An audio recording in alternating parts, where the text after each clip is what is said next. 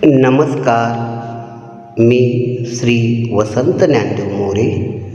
माझ्या यूट्यूब चॅनलमध्ये आपले मनपूर्वक स्वागत करतो. नमस्कार.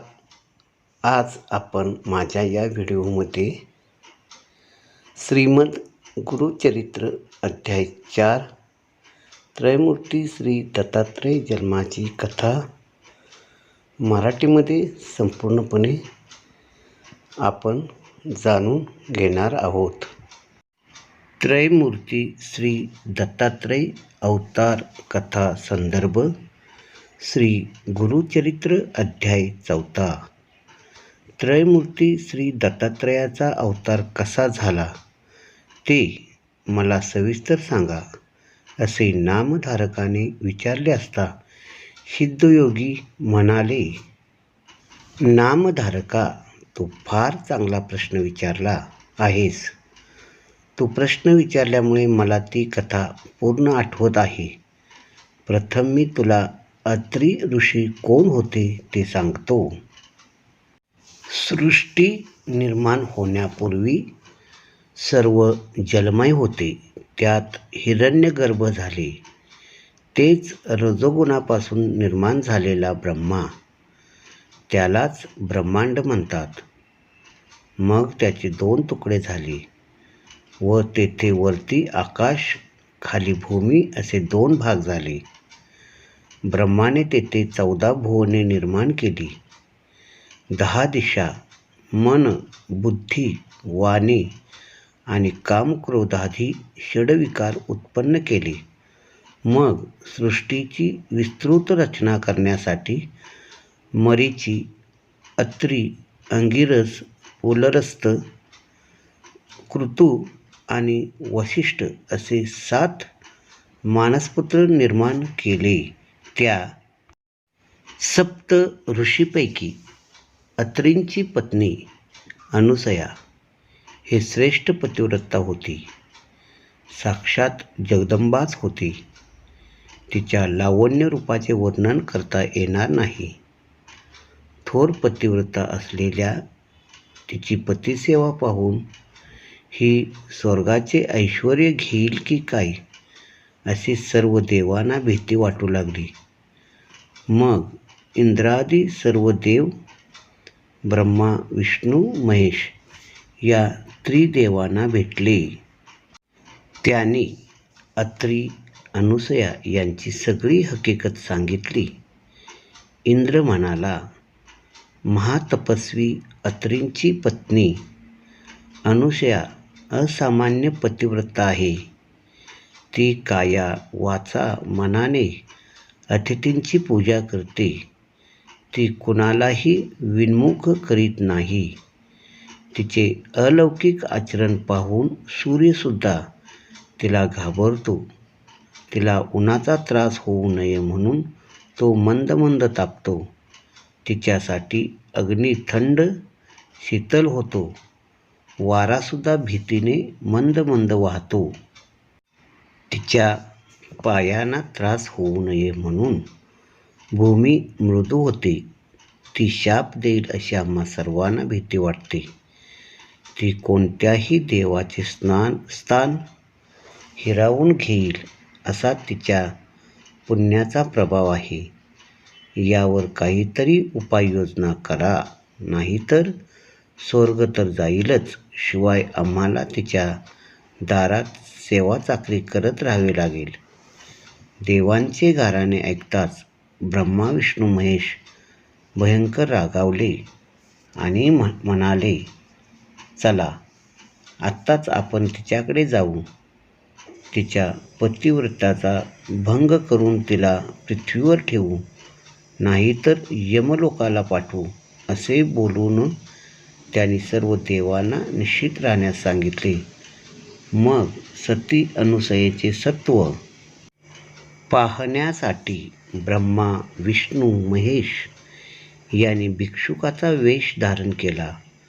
मग ते तिघेजण अत्री ऋषीच्या आश्रमात आले. त्यावेळी अत्री ऋषी अनुष्ठानासाठी बाहेर गेले होते. अनुसया आश्रमात एकटीच होती. ते अनुसयेला हाका मारू लागले.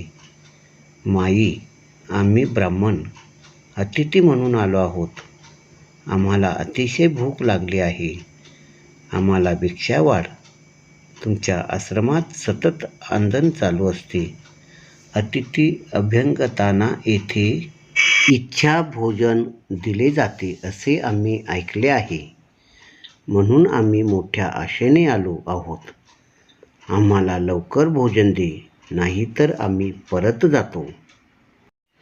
3 भिक्षेकरी आपल्या दारात आलेले पाहून अनुसयेला आनंद झाला. तिने त्यांचे स्वागत करून त्यांचे पाय धुतले, बसावयास दिले.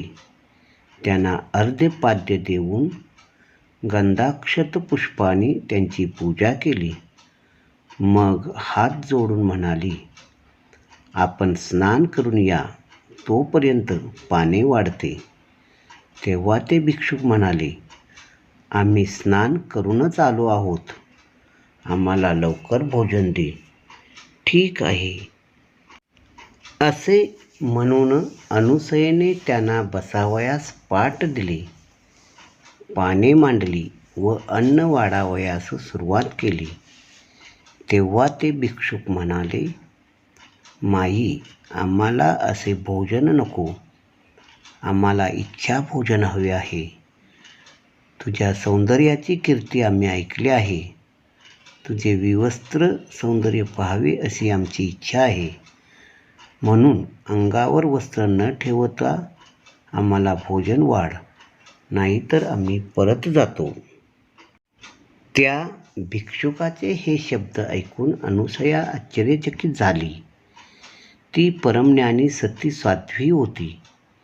तिने ओळखले, हे कोणी साधे भिक्षुक नाहीत.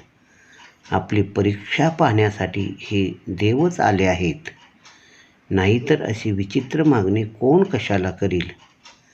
आता हे परत गेले तर पतीच्या आज्ञेचा भंग होईल. विवस्त्र होऊन भोजन वाढले तर पतिव्रतेचा धर्म मोडेल. माझे मन निर्मळ आहे.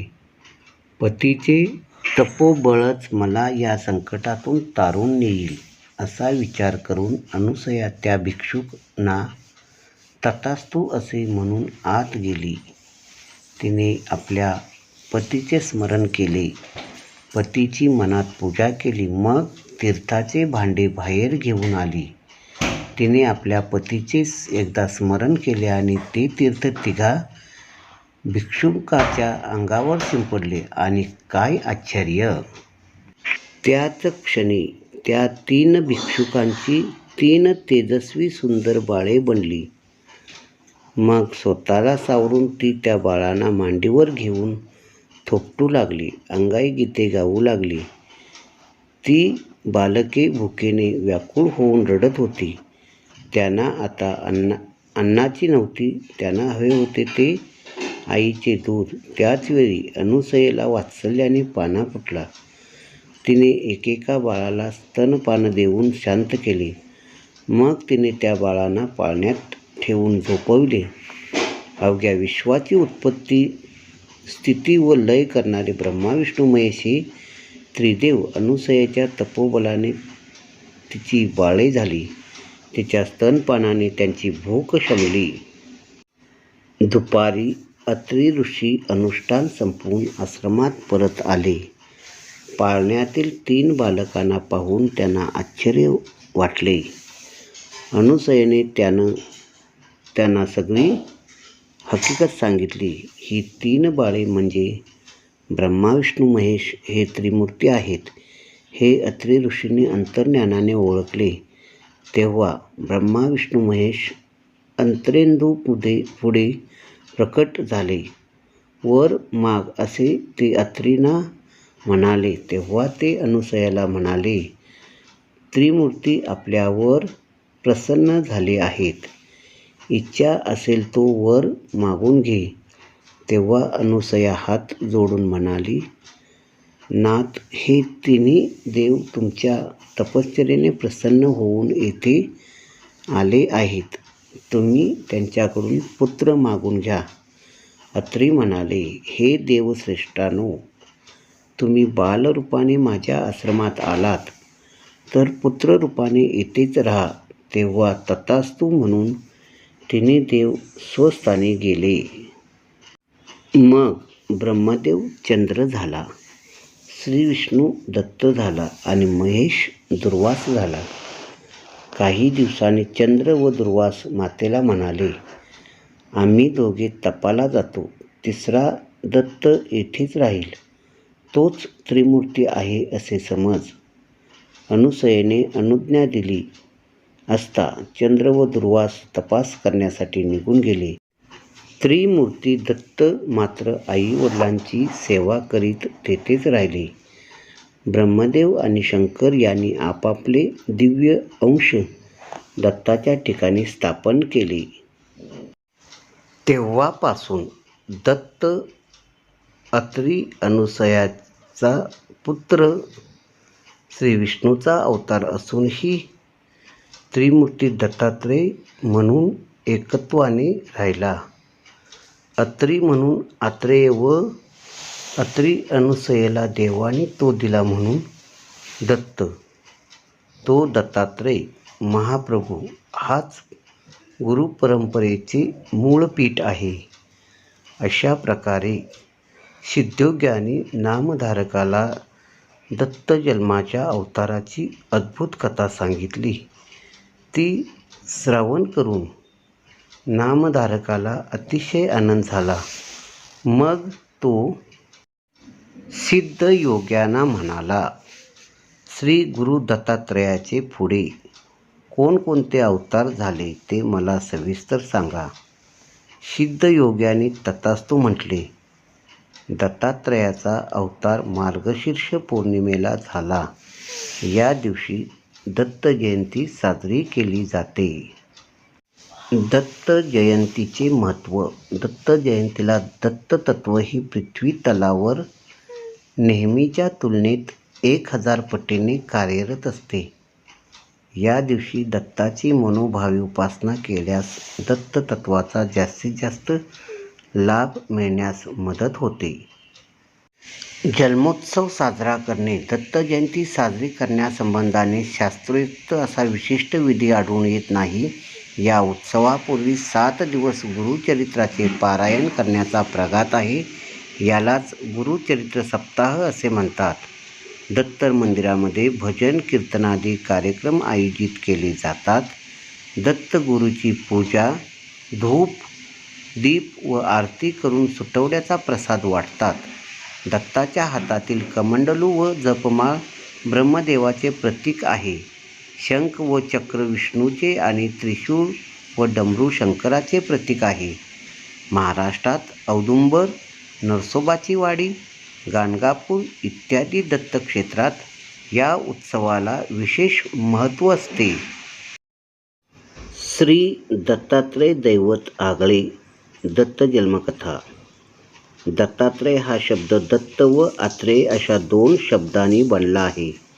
दत्त या शब्दाचा अर्थ आपण ब्रह्मच आहोत, मुक्तच आहोत, आत्माच आहोत अशी निर्गुणाची अनुभूती ज्याला आहे असा, आणि अत्रेय म्हणजे अत्री ऋषीचा मुलगा. श्री दत्तात्रेयाच्या जन्माविषयी विविध कथा प्रचलित आहे. मात्र या सगळ्या कथांमधून श्री दत्त हे अत्री ऋषी व माता अनुसया यांचा पुत्र व विष्णूचा अवतार आहे असाच बोध होतो. अत्री ऋषींनी पुत्रप्राप्तीसाठी वृक्ष कुल पर्वतावर घोर तपश्चर्या केली. त्यांच्या तपाने सारे त्रिभुवन पोळून निघाले. अत्री ऋषीच्या या प्रखर तपाने संतुष्ट होऊन ब्रह्मा विष्णू महेश हे तिन्ही देव प्रकट झाले आणि त्यांनी अत्री ऋषींना तपाचे कारण विचारले. अत्री ऋषींनी त्यांना विनवले की आपण माझ्या उदरी पुत्ररूपाने जन्म घ्यावा. तिन्ही देवांनी त्यांची विनंती मान्य केली.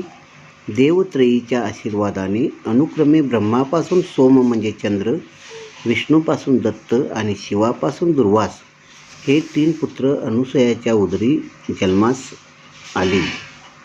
श्री दत्त जन्माची एक कथा ब्राह्मणपुरात आहे. अत्री ऋषींनी ब्रह्मा विष्णू महेश यांची पुत्रप्राप्तीसाठी आराधना केली. ते संतुष्ट झाल्यावर त्याने देवांना विनवले की आपण माझ्या घरी पुत्ररूपाने जन्म घ्यावा आणि मला एक रूपवती कन्याही प्राप्त व्हावी. देवाच्या आशीर्वादाने दत्तात्रय, सोम, दुर्वास हे 3 पुत्र आणि शुभात्रेयीची नावाची कन्या अत्रि ऋषींना प्राप्त झाली. याचबरोबर दत्तात्रयाच्या जन्माची आणखी एक कथा प्रसिद्ध आहे. ती अशी की राहूने सूर्याला ग्रस्त केले असता पृथ्वी अंधकारमय झाली. अत्रीने सूर्याला राहूच्या मगरमिट्टीतून सोडवले आणि पुन्हा पृथ्वी प्रकाशमान केली. अत्रीच्या या महत् कार्यामुळे संतुष्ट झालेल्या शिव, विष्णू यांनी अनुक्रमे दुर्वास आणि दत्त यांच्या रूपाने अत्रीच्या घरी जन्म घेतला. भारतात शैव, वैष्णव आणि शाक्त ही 3 प्रमुख पंथ आहेत. ती सुमारे 1000 ते 1200 वर्षापासून श्री दत्तात्रयाची उपासना करत आहेत. संपूर्ण भारतात, विशेषतः महाराष्ट्रात श्री दत्त आराधनेची उज्ज्वल परंपरा आहे. महानुभाव संप्रदाय, नाथ संप्रदाय, वारकरी संप्रदाय, समर्थ संप्रदाय व दत्त संप्रदाय ही 5 संप्रदाय श्री दत्त प्रभूची उपासना करताना दिसतात. श्री दत्त संप्रदायातील साधक अवधूत चिंतन श्री गुरुदेव दत्ताचा जयघोष करत असतात. अवधूत हे दत्तात्रयाचे नाव असून या शब्दाचा अर्थ म्हणजे नेहमी आनंदात रमणारा, प्रत्येक क्षण वर्तमान काळात जगणारा होय. श्री दत्ताच्या पाठीमागे असलेली गाय म्हणजे पृथ्वी व 4 श्वान म्हणजे 4 वेदांचे प्रतीक आहे. श्री दत्तगुरूंनी पृथ्वीला आपले गुरु मानले होते. पृथ्वीप्रमाणे सहनशील व सहिष्णू असावे अशी तिच्याकडून त्याने शिकवण घेतली होती. तसेच त्यांनी अग्नीला गुरु मानून आपला देह हा क्षणभंगूर आहे अशी शिकवण त्यांनी अग्नीच्या ज्वालेपासून घेतली होती. अशा प्रकारे चराचरातील प्रत्येक वस्तूत परमेश्वराचे अस्तित्व आहे ते पाहण्यासाठी श्री दत्तगुरूंनी 24 गुरु केले होते. श्री दत्त दररोज खूप भ्रमण करीत असत. ते स्नानासाठी वाराणसीला, चंदनाची उटी लावायला प्रयागला जात, तर दुपारची भिक्षा कोल्हापुराला मागत व दुपारचे जेवण पांचाळेश्वर, बीड जिल्हा येथे गोदावरीच्या पात्रात घेत असत.